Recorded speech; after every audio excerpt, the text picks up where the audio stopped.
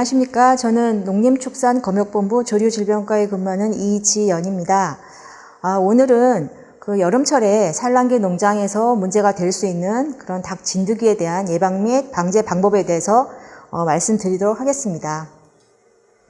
먼저 목차를 말씀드리면 닭 진드기의 특성, 그리고 피해 현황, 그리고 종합적 방제 전략, 그리고 농장 상황별 방제법 순으로 말씀을 드리겠습니다.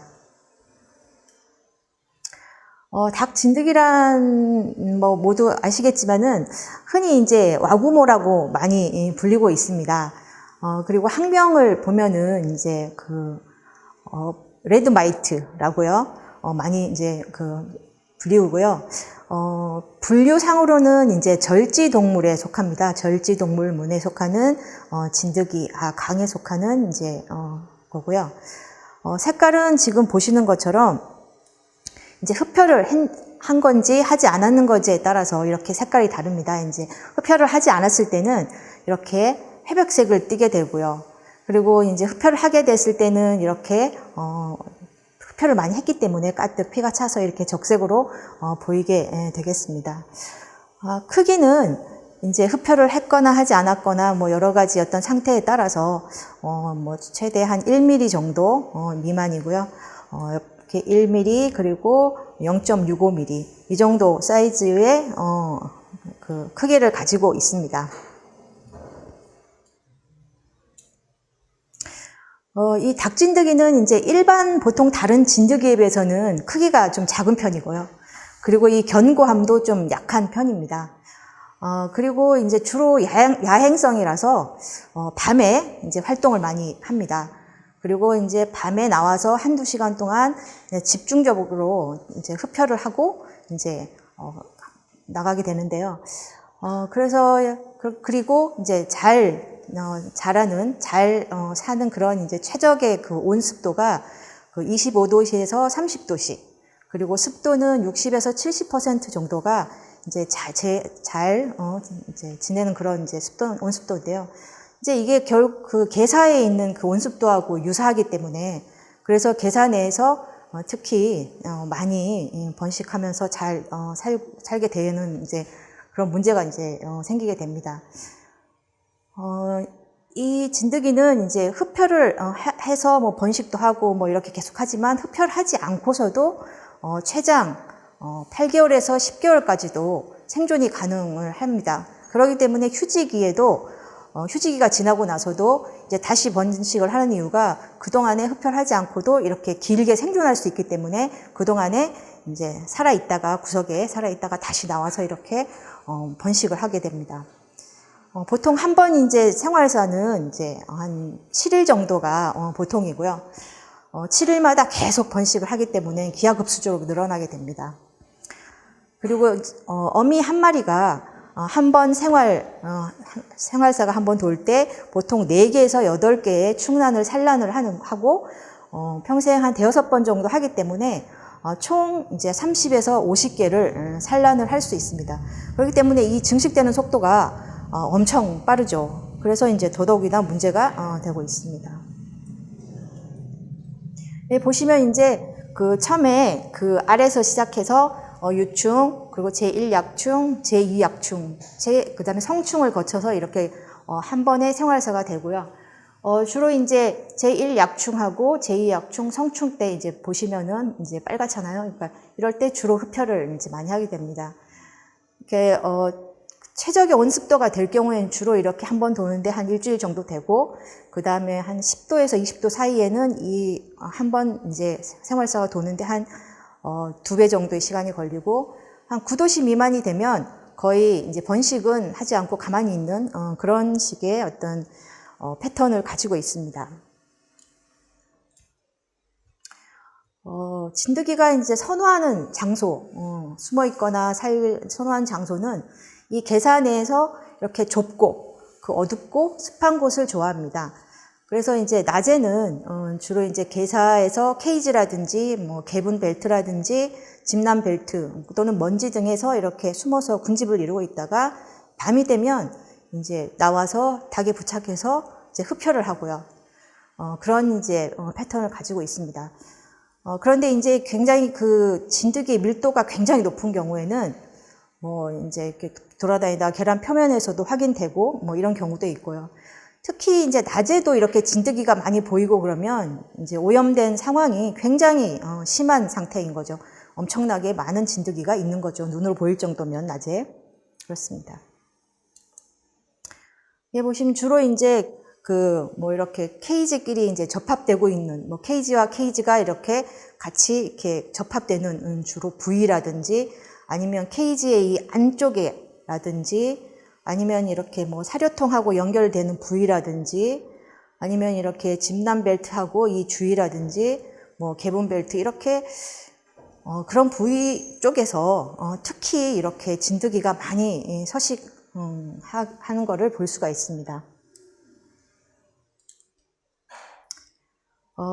진드기로 인한 그 피해 실태를 이제 보면은 일단은 직접적으로는 그 이제 진드기가 흡혈을 하기 때문에 닭이 이제 빈혈 이제 증상을 보일 수가 있고요. 또 이렇게 계속 이렇게 흡혈하면서 이렇게 저기가 되니까 그 부위가 뭐 간지럽다든지 뭐 그렇기도 하고 또 이제 밤에 주로 와서 흡혈을 하니까 잠자는데 방해가 되고 그러다 보니까 스트레스가 증가하고 그러다 보니 이제 증체율이라든지 뭐 산란율이라든지 이런 부분들이 이제 감소를 할 수밖에 없습니다. 더군다나 그러다 보면 이제 뭐 폐사율도 약간 증가할 수도 있고요. 그러면서 이제 너무 많게 되면은 앞에서 말씀드린 것처럼 이제 계란의 뭐 표면에 그 진드기가 뭐 죽은 게 묻어 있다든지 뭐 혈흔이 붙어 있다든지 그런 이제 문제가 생기면 이제 계란 품질도 어떤 저하되는 수도 있는 그런 이제 그 부분이 있습니다. 보면 이제 뭐 이렇게 빈혈이 뭐 이렇게 돼서 이렇게 허옇게 이렇게 된다든지 보혈된다든지 뭐 심하게 많이 해서 이렇게 앞서 말씀드린 것처럼 뭐 이렇게 이런 계란 표면에 뭐 이런 혈반들이 이렇게 보인다든지 이제 이런 심한 경우에는 이제 이런 것도 나올 수 있고요. 이렇게 되면 이제 참 판매하기가 어려운 이제 그런 상황이 될 거라고 이제 생각이 됩니다. 이제 간접적으로 이제 또 피해라고 얘기를 한다면은 일단 다른 어떤 양계 질병을 이제 전파할 수 있는 매개체가 될 수도 있습니다. 그래서 이제 대표적으로는 이제 가금티푸스를 많이 얘기를 합니다. 가금티푸스를 얘기 많이 하고요. 그 다음에 대장균하고 뭐 복합적으로 감염된다든지 또는 바이러스성 질병 중에서도 뭐 개두라든지 뭐 기타 다른 질병들도 매개한다라는 그런 이제 문헌들이 많이 있습니다. 그리고 이제 진드기가 워낙 많게 되면은 이제 농장에서 종사하시는 분들도 이제 진드기가 뭐 물 수도 있고 많이 너무나 많으니까 그러다 보면 이제 여러 가지 뭐 알레르기성 피부 질환이라든지 뭐 이런 것도 발생할 가능성이 있습니다. 그 닭 진드기가 가금티푸스를 전파할 그런 위험성이 있는지에 대해서 이제 연구를 저희 과에서 이제 한 적이 있는데요. 그때 보면은 이제 가금티푸스가 발생한 농장에서 있는 닭 진드기의 체표하고 그리고 체내에서 가금티푸스균이 오염되어 있는 것을 확인을 했습니다. 그래서 닭 진드기가 어떤 가금티푸스를 수평 전파하는 데 있어서 어떤 매개체 역할을 할 가능성이 있지 않나라는 걸 확인을 한 적이 있고요. 그래서 가금티푸스가 발생한 농장에 있는 닭 진드기를 가지고 이제 60주령의 산란 노개에다가 이렇게 같이 이렇게 해봤더니 나중에 산란개가 폐사를 했고요. 폐사해서 이렇게 관찰해 보니까 가금티푸스 병변도 있었고 뭐 빈혈 이런 증상들이 나타났었습니다. 확인을 했습니다. 그래서 이 가금티푸스의 수평 전파에 닭 진드기가 어떤 매개 역할을 할 수 있다라는 거를 이제 확인을 했습니다. 그렇기 때문에 이제 가금티푸스 닭 진드기가 어떤 여름철이 되면 아무래도 많이 발생할 가능성이 많기 때문에 그 전에 가금티푸스에 대한 백신 접종이라든지 이런 부분은 더 확실하게 하는 게 이런 위험성을 좀 더 줄이는데 도움이 될 수 있다고 이제 생각을 하고 있습니다. 이 데이터도 이 닭진드기와 가금티푸스가 이제 복합적으로 발생을 이제 한 그런 농장들입니다.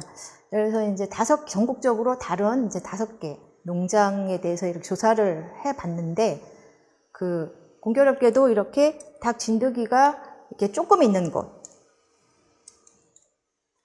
조금 이제 농도가, 밀도가 조금 있는 그런 농장에서는 가금티푸스가 발생을 하지 않았는데, 이렇게 닭진드기의 밀도가 높은 곳에서는 공교롭게도 가금티푸스가 다 발생을 한 거를 볼 수가 있었습니다. 그래서 이 부분도 닭진드기가 어떤 가금티푸스에 대해서 어떤 수평 전파에 영향을 미쳤을 거라고 이제 생각을 이제 하고 있습니다.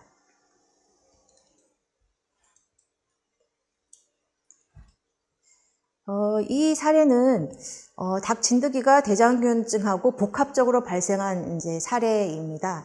이 내용은 이제 2018년도에 그 미국 조류병리학회에 이제 보고된 그런 내용인데요. 일단 41주령하고 그 31주령의 그 유경종계군에서 이제 조금씩 41주령은 28주령부터 31주령은 30주령부터 계속 폐사율이 증가를 하고, 그래서 이제 부검을 해봤더니 뭐 복막염이라든지 뭐 수란관염 이런 걸 포함해서 전신 폐혈증이 나타났습니다. 그래서 또 원인균을 분리해 보니까 이제 대장균이 이제 분리가 됐고요. 그래서 이제 대장균증이다 그래가지고 이렇게 항생제를 이제 투여를 했습니다. 항생제를 투여했더니 이제 폐사는 정상적으로 회복을 하긴 했는데, 그러고 나서 다시 또 폐사가 증가를 하는 이제 그 증상이 나타났고요.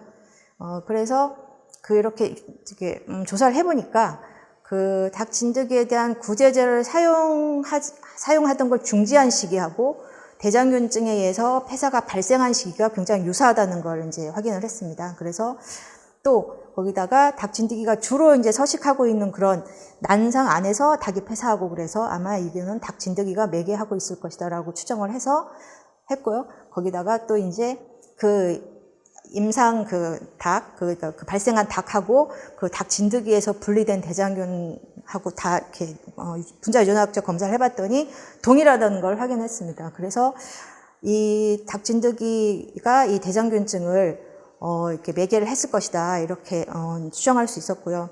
그래서 이제 청소하고 세척을 한 다음에 이제 구제제를 사용해서 그 밀도를 낮추었더니 그 다음에 대장균증에 의한 그런 폐사 발생이 급격히 이제 감소를 했습니다.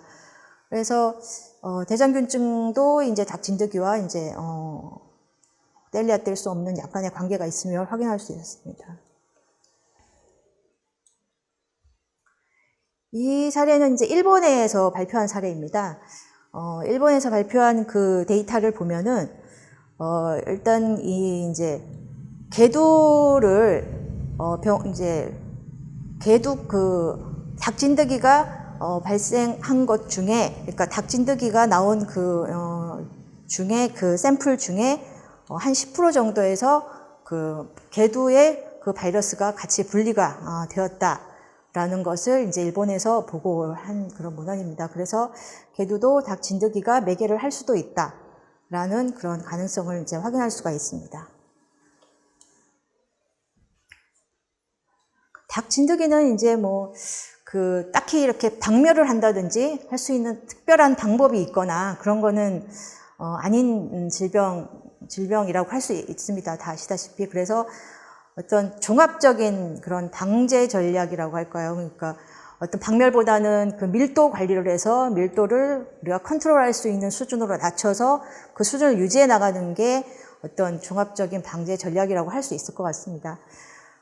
첫 번째는 이제 일단은 예방하고 증식을 억제해야 되는데요. 그러려면 일단은 내 농장 안으로 들어오지 않게끔 어떤 차단 방역이라든지 이런 걸 통해서 그 유입 요인을 막고, 그게 가장 중요할 것 같고, 두 번째는 이제 주기적으로 모니터링을 해서 어느 정도 밀도의 그 닭진드기가 지금 우리 농장 안에 있는지를 주기적으로 확인을 할 필요가 있을 것 같습니다. 들어왔는지 안 왔는지 아니면 현재 얼마나 있는 건지도 중요하고 또 구제자라든지 어떤 방법을 사용하고 나서 그게 얼마나 효과가 있는지에 대해서도 모니터링이 지속적으로 이제 필요하고요. 그 다음에 이제 방제 방법을 잘 선택해야 될 것 같은데요. 방제 방법으로는 크게 이제 화학적 방제법, 그리고 물리적 방제법, 생물학적 방제법 이렇게 여러 가지 방법이 있는데 내 농장에 맞는 방법과 그리고 상황에 맞게끔 이런 방법들을 이제 잘 선택을 해야 될 것 같습니다. 그리고 이제 앞에도 말씀드렸지만 모니터링이 중요한데요. 이제 어떤 이 방제를 하고 나서 이 방제가 효과가 있는지에 대한 평가를 모니터링 기법을 활용해서 지속적으로 이제 평가를 해 나가야 될 것 같습니다. 먼저 이제 그 첫 번째로 그 진드기가 유입될 수 있는 요인을 이제 차단하는 게 제일 중요한 적입니다. 뭐 다른 질병도 다 마찬가지지만 이제 차단 방역 보시는 것처럼 농장 간이라든지 뭐 농장 안에서라든지 어떤 질병 유입이나 확산을 차단하는 그런 게 이제 결국은 이제 차단 방역이잖아요. 그러니까 마찬가지로 진드기도 뭐 사람이라든지 동물이라든지 뭐 차량, 기구, 야생동물, 사료 뭐 포함해서 모든 어떤 출입을 할 수 있는 그런 모든 부분에 대해서 출입 통제가 되고 관리가 돼야 되고요. 특히 소독이 철저히 돼야 되겠습니다. 흔히 또 이제 중추를 이제 들어오면서 중추 이동 차량에 묻어오거나 아니면 뭐 이런 경우가 많기 때문에 소독을 철저히 해야 되고 특히나 그 오염되지 않은 진드기에 오염되지 않은 중추를 구입하는 게 제일 중요한 부분인 것 같습니다. 아무리 청소 잘하고 해도 이미 중추에 그 진드기가 다 묻어서 들어오게 되면 결국 뭐 번식하는 건 뭐 시간 문제이기 때문에 오염되지 않은 중추를 구입하는 게 어떤 유입 요인 차단에서 가장 중요하다고 볼 수 있겠습니다. 그 다음에 이제 농장 내에서도 세척과 청소를 이제 뭐 최소한 주 1회 이상이라든지 이렇게 주기적으로 깨끗하게 관리를 하려고 계속 노력을 해야 되고요. 그 다음에 이제 뭐 동이 여러 군데 있는 경우에는 동 간에도 격리와 접촉 차단이 될 수 있도록 뭐 동별로 관리자를 따로 둔다든지 뭐 이런 노력이 필요하고요.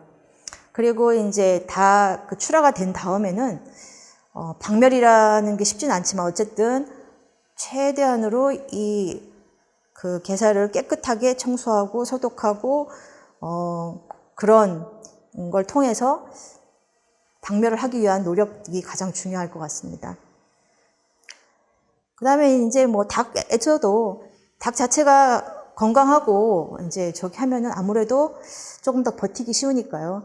그러니까 뭐 영양 관리라든지 이런 것도 중요하고 또 진드기가 매개할 수 있는 그런 특히 그런 질병에 대해서는 사전에 예방 접종이라든지 이런 걸 통해서 자체적으로 그 면역력을 이제 가질 수 있도록 하는 게 중요합니다. 뭐 앞에서 말씀드린 거 결국은 똑같은 얘기이긴 합니다만은 이런 차단 방역을 통해서 닭 진드기가 이제 숫자 감소하게 되면 당연히 뭐 진드기에 의한 피해뿐만 아니라 다른 질병도 발생이 감소하게 될 것이고 그렇게 되면 방역 비용도 당연히 감소하고 뭐 생산성도 개선되고 뭐 폐사율도 감소되니까 결국은 우리 농장의 이윤이 증대되고 또한 이제 여러 가지 사회적 비용도 감소되고 그렇게 될 수 있다고 할 수 있겠습니다. 모니터링이 두 번째로 중요한데요. 이 모니터링 하는 방법은 이제 여러 가지가 있습니다. 뭐 직접 관찰법, 뭐 테이프법, 뭐 먼지 감찰법, 골판지법 등등 여러 가지가 있긴 하는데요. 일단 여기서는 이제 테이프법하고 골판지법에 대해서 이제 간단하게 말씀을 드리도록 하겠습니다. 이렇게 이제 뭐 다음에서 보시면 그냥, 테이프법이라고 하는 거는 이렇게 농장에서 쉽게 할 수 있는 방법이긴 합니다. 이렇게 이런, 케이지 안에 이제 이 테이프를 이렇게 붙여 놓는 거죠. 이렇게 붙여 놨다가 이제 주기적으로 이렇게 확인을 하는 겁니다. 확인을 해서 한 10마리 정도 이상 붙어 있다, 죽어 있다, 뭐 이렇게 되면, 이게 방제를 해야 되겠구나, 이제. 이런 걸 눈으로 확인할 수 있는 그런 이제 방법이고요. 이거는 이제 쉽게 이렇게 뭐 테이프로 해서 이렇게 보고 나중에 이렇게 띄어서 확인하고 하면 되기 때문에 이제 실제적으로는 굉장히 쉬운 방법이고, 그런데 이제 뭐 이걸 가지고 내성 검사, 구제적 내성 검사를 하겠다든지 아니면 뭐 병원체를 보유하고 있는지 어떤 그런 검사를 하겠다라고 하기에는 이제 할 수는 없는 방법이긴 합니다. 그렇지만 농가에서는 쉽게 우리 어떤 상태, 밀도를 볼 수 있는 그런 이제 방법이 되겠습니다. 다음에 이제 골판지법인데요. 이것도 앞에서 그 테이프 비슷하게 그 골판지를 이렇게 이제 부위에다가 이렇게 많이 있을 것 같은 부위에다가 이렇게 골판지를 이렇게 붙여 놓습니다. 붙여 놓으면 골판지는 이제 사이에 이렇게 보시면 사이에 이렇게 골이 이렇게 있거든요. 예를 들면 이제 뭐 이렇게 있으면은 이 사이가 이렇게 딱 한 장이 아니라 이렇게 사이가 이렇게 돼서 이렇게 구멍이 뚫어져 있기 때문에 이제 그 사이로 이제 많이 이제 숨어 있다가 나중에 이제 그걸 가지고 이제 떼어내 가지고 이렇게 안에 있는 그 진드기 수를 이제 할 수 있는 거고요. 이거는 뭐 한 150마리 이상 있으면 방제를 시작해야 된다 라고 이제 얘기를 할 수 있고요. 주로 이제 내성 검사를 한다든지 할 때는 주로 이제 이 골판지 방법을 많이 사용을 하고 있습니다. 그럼 모니터링 하는 데 있어서 그 진드기 이제 채집하는 이제 부위, 위치가 어딘가 이렇게 보면 뭐 특별한 건 없습니다. 이제 뭐 입구를 중심으로 해서 봤을 때 뭐 앞쪽이나 중간, 뒤쪽으로 골고루 이렇게 채집하는 그 트랩을 이렇게 해서 하는 게 뭐 일반적인 방법이긴 하고요. 근데 이제 예를 들면 이제 유창개사다. 이제 그렇게 되면은 창 쪽에 예를 들어서 뭐 창이 있으면 유창개사면 이쪽에 창이 있을 거니까 창 쪽에 주로 이제 진드기가 많이 모인다고 합니다. 그거는 이제 밤에 막 이렇게 저기를 하다가 아침에 해가 뜨고 그러면 이제 빨리 숨어야 되니까 그 이제 가까이에 있는 골판지 내로 이렇게 숨다 보니까 그쪽에 많이 이제 들어갈 수 있다라고 하기 때문에 일반적으로는 이렇게 앞, 중간, 뒤 이렇게 일반적이지만 뭐 유창개사는 1열이나 4열만 해도 될 수도 있고요. 그거는 이제 이 개사의 어떤 그 상황에 따라서 이제 선택을 해서 할 수도 있을 것 같습니다. 방제를 하는 방법으로는 이제 크게 화학적 방제법, 그리고 물리적 방제법, 그리고 생물학적 방제법이 있습니다. 화학적 방제법이라는 거는 이제 뭐 흔히 이렇게 화학적인 그런 물질을 이제 저기를 하는 건데요. 흔히 이제 그 산란 중에도 이렇게 사용을 할 수 있는 축사 환경에다가 사용할 수 있는 제품으로는 이제 뭐 이런 일렉터, PSP, 그리고 와구방, 액제, 여구잡이 등이 있고, 또한 이제 음수로 투약할 수 있는 제품에는 이제 엑솔트 이런 이제 방법이 있습니다. 그리고 물리적 방제법으로는 제일 많이 사용하고 있는 이제 실리카라든지 이런 부분, 그리고 또 뭐 청소한다든지 이렇게 세척하거나 아니면 소독하는 이런 방법도 다 이제 물리적 방제 방법에 이제 속합니다. 그리고 생물학적 방제법으로는 이렇게 뭐 천적 진드기, 그러니까 다른 그 진드기를 먹는 그런 진드기를 이용하는 천적 진드기법이라든지 또는 이제 뭐 백광균이라고 하는 뭐 곰팡이 이런 게 효과가 개발되거나 했겠지만 실제적으로 이 생물학적 방법은 방제 방법은 크게 이제 실제적으로 도움이 되거나 그러고 있진 않기 때문에 주로 이제 화학적 방제법과 물리적 방제법을 이제 병행해서 이제 우리가 방제를 하게 되겠습니다. 이 화학적 방제법은 말처럼 화학적인 걸 보니까 제일 문제가 사용을 하게 되면 이제 내성이 생기는 게 가장 이제 큰 문제입니다. 그래서 내성이 생기지 않게끔 사용을 하는 게 가장 좋은 이제 방법이고요. 그래서 일단은 뭐 가능한 한 화학적 방제제를 많이 사용하지 않는 방법으로 이제 사용을 최소화하는 게 가장 중요하고, 사용을 하게 된다면은 이제 독성이라든지 뭐 잔류라든지 여러 가지를 생각해서라도 항상 권장 용량, 지켜서 이제 사용을 하는 게 중요하고요. 그리고 이제 권장 용량뿐만 아니라 권장 사용 방법, 우리가 이렇게 보면 알 수 있듯이 그런 방법을 항상 준수해서 최소한으로 사용하려는 노력이 필요하고, 특히 사용 횟수는 굉장히 중요한데요. 아무래도 반복해서 사용하게 되면 이제 내성이 생길 확률이 훨씬 높아지기 때문에 어떤 사용 횟수라든지 이런 부분에 대해서 제한을 두고 사용할 필요가 있습니다.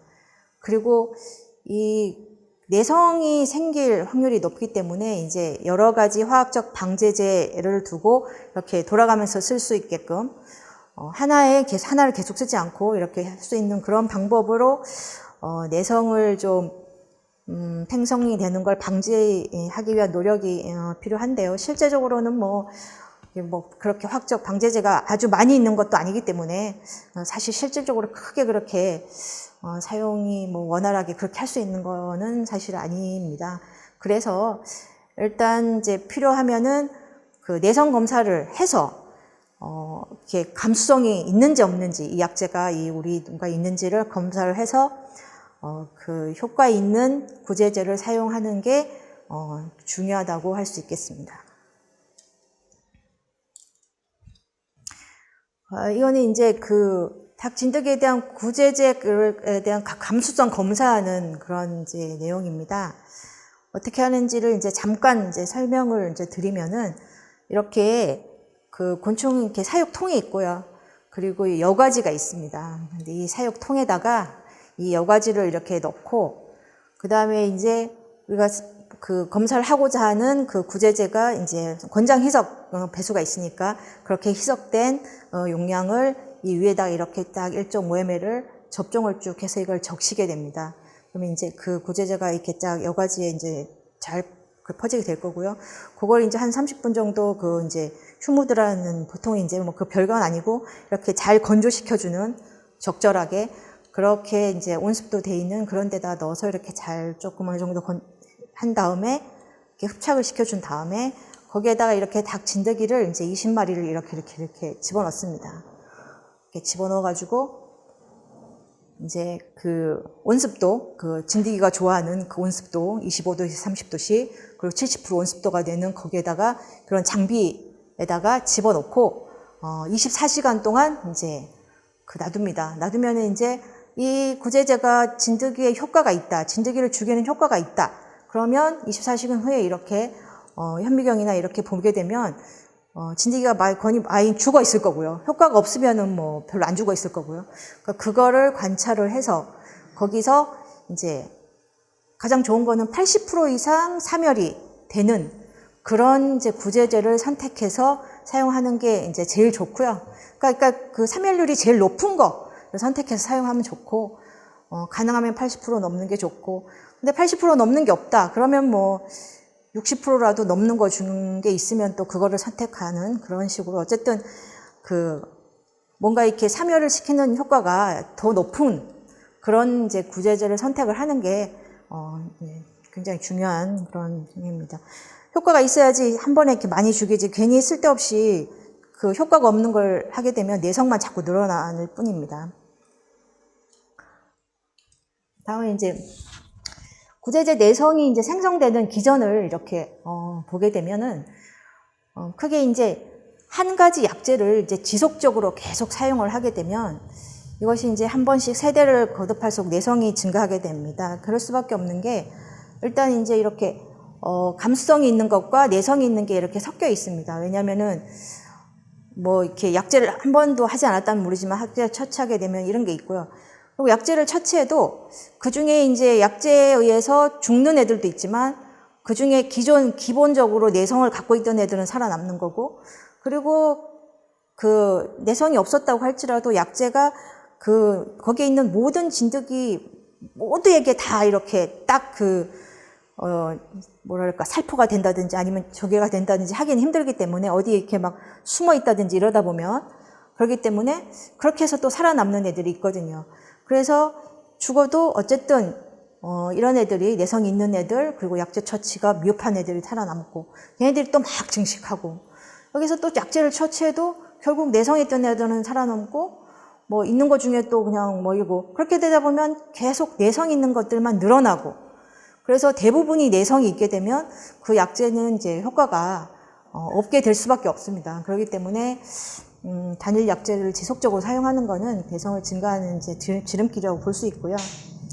그리고 또 서로 다른 약제이긴 한데 비슷한 기전에 의해서 어떤 그 약효가 이제 발생하는 그런 약제들이 있습니다.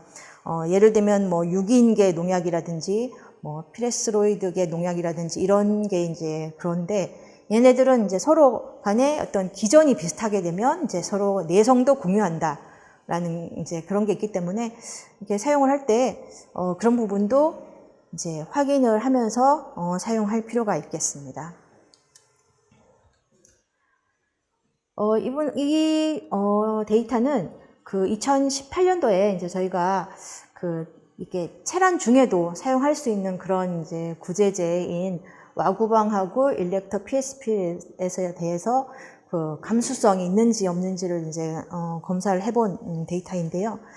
이게 보면은 전체적으로는 뭐 76.4%, 74.1% 정도 이렇게 다 감수성이 있습니다. 감수성이 높아 보이지만 농가 자체적으로 이렇게 보면 같은 약제에 대해서도 농가별로 굉장히 다른 감수성 결과를 보입니다.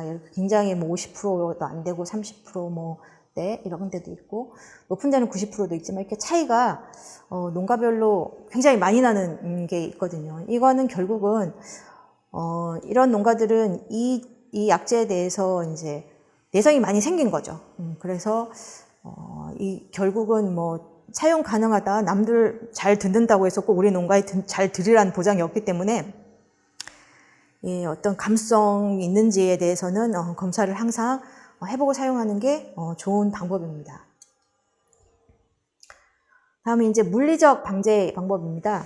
그 물리적 방제 방법에는 이제 대표적으로 이제 뭐 규조토, 실리카 이제 이런 거 방법이 있습니다. 실리카 같은 경우에는 이제 뭐 유럽이라든지 이런 등 이제 그런 데서 효과가 이미 이제 입증이 되기는 했습니다.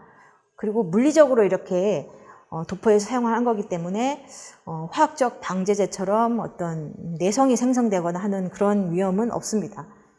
그래서 그게 굉장히 큰 장점이긴 한데요. 그 대신 이제 이거를 살포하거나 하는 거에 있어서는 좀 그 전문적인 방제 업체가 필요하고요. 그리고 이거는 이제 사육을 하고 있는 중에는 이제 그 닭이라든지 아니면 사람에게 어떤 호흡기 쪽으로도 영향을 줄 수 있고 그렇기 때문에 사육 중에서는 이 닭을 사용하기가 어렵습니다. 그래서 주로 이제 휴지기에 그러니까 이제 닭 없을 때 그럴 때 이제 사용을 해야 되기 때문에 좀 그런 어떤 단점이 또 있습니다.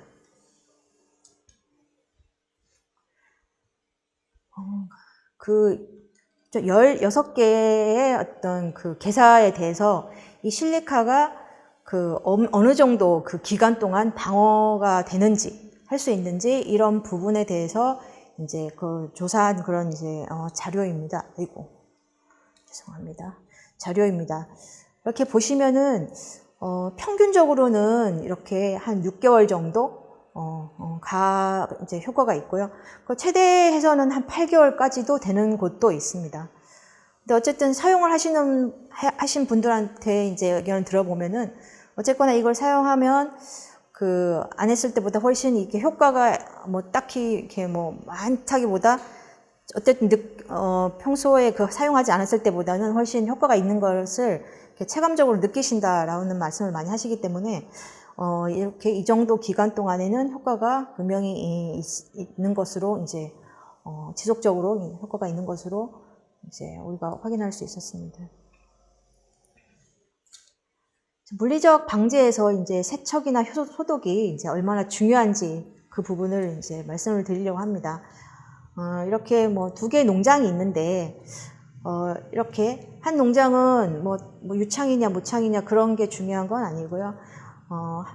굉장히 세척이나 소독 상태가 우수한 농장이 있습니다. 이렇게 보시면은 뭐 굉장히 깨끗하잖아요. 뭐 아무 게 없이 깨끗하고 한 농가는 세척 소독 상태가 굉장히 불량합니다. 이렇게 보시면 엄청 이게 다 먼지에다 진드기가 이렇게 잔뜩 있는 거거든요. 그러니까 이렇게 두 농장을 이렇게 비교를 해 보니까 진드기 수가 여기에 소독과 세척이 굉장히 우수한 농장에는 7.5개 정도, 예를 들어서 한 7마리 정도 있다라고 한다면 이 농장은 755개가 있는 겁니다. 거의 한 100배 정도 되잖아요.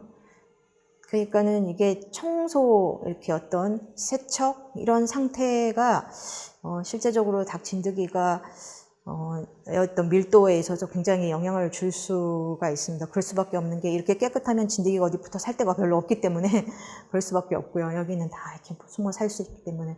그래서 우리가 물리적 방제, 화학적 방제 다 얘기하지만 결국은 세척 소독이 사실은 제일 중요하고 제일 기본적인 어떤 관리 방법의 첫 번째라고 할 수 있겠습니다.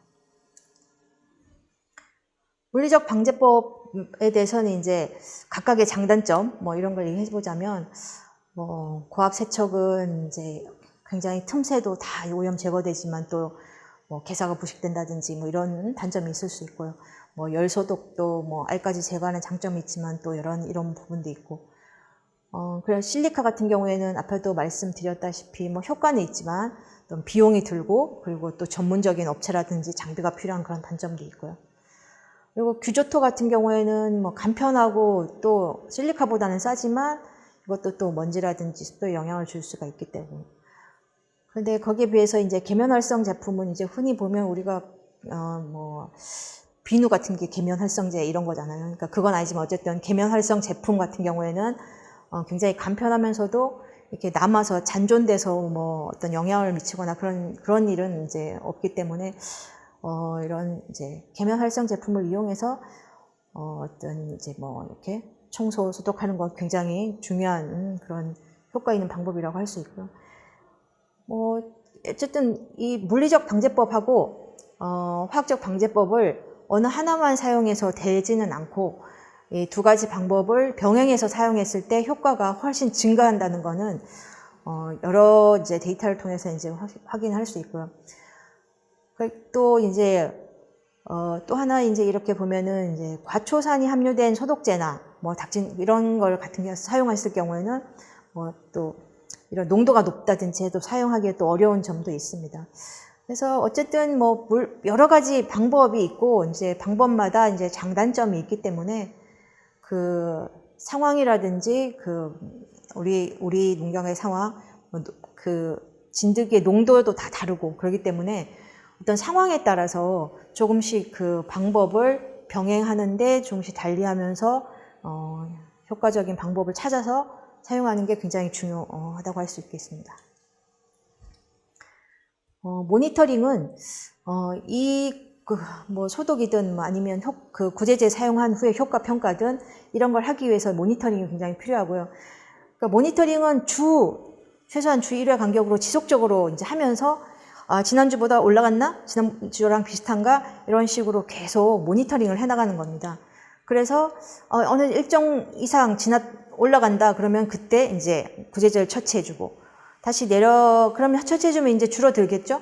어느 정도 또 계속 이렇게 하다 보면은 어느 정도 이렇게 아까도 말씀드렸다시피 테이프법에서는 테이프에 이렇게 띄워봤더니 일주일 간격을 띄워봤더니 진드기가 10마리 이상이 됐네. 지난번엔 5마리였는데 이번에 10마리 이상이 됐네. 그럼 이제 방제를 해야겠다. 이런 식으로 계속 지속적으로 모니터링 하면서 그 모니터링 결과에 따라서 적정하게 처치를 해주는 게 진드기의 어떤 밀도를 관리하는 데 있어서 굉장히 중요한 일입니다. 다음은 이제 농장이 이제 모든 농장이 다 상황이 똑같은 건 아니거든요. 그러니까 닭 진드기가 오염이 이제 상대적으로 적은 농가도 있고 굉장히 오염이 심한 농가도 있고 이렇기 때문에 그 오염이 이제 적은 농가와 그런 많은 농가들은 조금씩 선택할 수 있는 아니면 그렇게 해야 되는 그런 이제 방법이 조금씩 다르다고 할 수 있겠고요. 오염이 적다. 오염이 적으면은 일단은 농장으로 유입되는 그런 기자재라든지 이런 거에 대해서 기본적으로 유입되면 안 되니까 내 농가에 별로 없는데 들어오면 안 되니까 고온이라든지 고압으로 세척을 하고요. 그리고 농장 간의 기구도 당연히 이동 금지하고 부득이하게 가져와야 되면 세척 소독 잘 하고 그다음에 개사 입구에 소독조 설치해서 이제 어쨌든 개사 내로 들어오지 않게끔 관리를 하고 그다음에 이제 다 출하를 한 다음에 올 아웃 한 후에는 농장 전체에 대해서 또 고온 고압 세척을 하고 이런 식으로 하는 어떤 방법으로 해서 관리를 하면 훨씬 이제 그 방제를 하는데 도움이 됐다고 할 수 있고요. 오염이 심한 농가예요. 오염이 심한 농가는 이런 식으로 해서 되는 게 아니고 이미 심하기 때문에 매일매일 먼지를 제거해야 되고요. 청소, 매일 먼지 제거하고 청소하고 주위에 계속 세척 소독하고 그렇게 해서 이 농장 내 닭 진드기의 오염 수준을 이제 낮춰줘야 되는 거죠. 이 너무 밀도가 많으면, 진드기가 너무 많으면 어떠한 방법을 써도 사실 효과가 있기가 사실 쉽지 않거든요. 그렇기 때문에 이 방제 방법의 효과를 가지려면 최소한 어느 정도 수준 이하로 이 진드기 숫자를 줄이는 게 중요하기 때문에 먼저 이렇게 먼지 제거하고 세척 소독해서 이 오염 수준을 줄이는 그런 일들을 해야 될 것 같고요. 그리고 이제 약재를 살포해야 되면 뭐 허가된 천연 물질을 이제 사용하는 쪽으로 저기를 하면 좋을 것 같고요. 그리고 특히 오염이 심하기 때문에 그 동별로 관리자를 따로 두고 이제 동간에 오염이 서로 되지 않도록 사전에 방지해주는 그런 노력이 필요할 것 같습니다. 그리고 이제 이렇게 감염된 농가들은 이렇게 올 아웃하고 이제 휴지기가 있잖아요. 그 다시 들어오기 전에 사이 기간. 그럴 때는 이제 특히 그 완전히 먼지 제거하고 또 효과적인 약재를 살포해서 완전히 그 박멸할 수준으로 이제 그 방제를 하고 또 개사 내부에 있는 기구들도 왜냐하면 기구들 그 사이사이에 구석구석에 뭐 아까 본 것처럼 그런 그 먼지처럼 보이지만 그 안에 진드기들이 잔뜩 있는 그렇기 때문에 개사 내부에 있는 기구들에 대해서도 그 전부 이렇게 분리를 해서 소독하고 다 소독한 다음에 다시 이렇게 조립을 하더라고요. 이렇게. 그래서 개사 내부의 기구들도 다 분리 소독하고 그리고 내부에도 다 고온 고압 세척하고 그리고 건조하고 이런 작업을 몇 번 반복을 해서 안에 있는 있을 수 있는 그런 진드기의 숫자를 거의 뭐 없다시피 한 수준으로 낮춰주고 그리고 모니터링을 통해서 확인도 계속하고 그렇게 하는 걸 계속 다시 드리기 전에 해야지만이 그 다음에 다음 이제 사육을 할 때 어떤 진드기의 어떤 오염 수준 자체가 낮기 때문에 관리가 가능한 그런 이제 수준이 될 수 있기 때문에 휴지기 때 굉장히 이 관리가 굉장히 중요하다고 할 수 있습니다. 뭐 구제제를 살포할 때는 기본적으로 이제 그냥 더러운데 그런 거 살포해봐야 소용도 없고요. 먼지를 제거한다든지 청소를 깨끗하게 한 다음에 살포를 해야지 효과가 있고 또 이 구제제가 뭐 닭이라든지 계란이라든지 사료에는 묻지 않도록 이렇게 조심해서 이렇게 잘 이렇게 분무라든지 이렇게 할 수 있도록 이제 한 방법을 선택을 해야 되겠고요. 그리고 그 모든 구제제는 다 권장 희석 배수가 있죠. 그 권장 희석 배수는 그 농도로 했을 때 가장 효과가 높기 때문에 더 진하게 한다고 해서 꼭 효과가 더 있고 그런 건 아니기 때문에 그 구제제에 대해서 오히려 더 그렇게 높게 사용하면 뭐 내성이나 생기고 그렇기 때문에요. 항상 권장 희석 배수를 잘 지켜서 그 희석 배수대로 지켜서 만들고 그리고 횟수도 굉장히 중요하기 때문에 횟수를 준수하는 그런 준수하도록 해야 됩니다. 그리고 소독제나 아니면 다른 구제제하고 이렇게 뭐 혼합해서 사용한다든지 막 이렇게 이거랑 같이 사용하면 뭐 따블이겠지 이렇게 생각하시면 안 되고 항상 각각의 구제제에 대해서 정확한 권장 희석 배수나 이런 거를 지켜서 사용을 해야 되겠습니다. 그리고 이 사용하는 사람 결국은 이제 살포하는 사람은 이제 사람이니까요. 이 사용하는 사람의 어떤 안전장비 착용 뭐 보안경이라든지 장갑이라든지 이런 안전 장비를 착용하는 것도 굉장히 중요합니다. 이제 국내에서 이런 그 닭진드기 구제제에 대해서 뭐 다양한 연구 개발을 추진하고 있습니다. 그래서 뭐 천연물 구제제에 대해서도 뭐 개발 과제가 이제 진행되고 있고요. 그래서 이런 이제 천연물 구제제가 이제 여러 개가 많이 나오게 되면 그만큼 이제 뭐 이렇게 여러 가지를 이제 교체해서 이거 쓰고 이번엔 이거 쓰고 다음엔 이거 쓰고 하는 식의 어떤 그런 로테이션 프로그램도 가능해질 수 있을 거라고 이제 기대를 하고요. 또 이제 연구기관이라든지 업체들도 그 어떤 이제 구제재 내성 검사법이라든지 또 구제재 정보라든지 또는 물리적 구제자나 천연물 구제자라든지 이런 거를 개발하거나 아니면 현장 적용하는 그런 이제 연구들도 하고 있고, 또는 곰팡이를 비롯한 이제 생물학적 제재에서도 좋은 이제 제품을 개발하기 위해서 노력을 이제 하고 있습니다.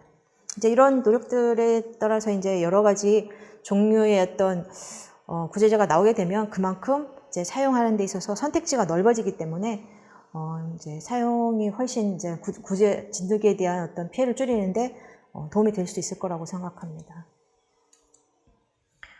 이거는 이제 저희 그 검역본부 조직질병과에서 이 닭진드기의 그 구제제 내성 검사하는 거하고 사용 방법 이런 부분에 대해서 이제 리플릿을 제작해서 배포를 이제 하려고 하고 있고요. 한 5월쯤 되면은 이제 배포가 될 것 같습니다. 예, 이상 이제 그 닭진드기의 특성이라든지 기타 내용에 대해서는 잠깐 말씀드렸고요. 어쨌든 이제 관심을 가지고 내 농장은 내가 지켜야 되기 때문에 이런 거에 대한 어떤 관심 가지고 노력을 하면 훨씬 그 방제라든지 이런 부분에 있어서 도움이 되지 않을까 생각이 되고요. 혹시나 이런 부분에 대해서 궁금하시거나 그런 게 있으면 저희 이제 그 검역본부 조류질병과로 문의를 주시면 저희가 아는 선에서 최대한으로 이제 도와드리려고 노력하겠습니다. 네, 이상입니다. 감사합니다.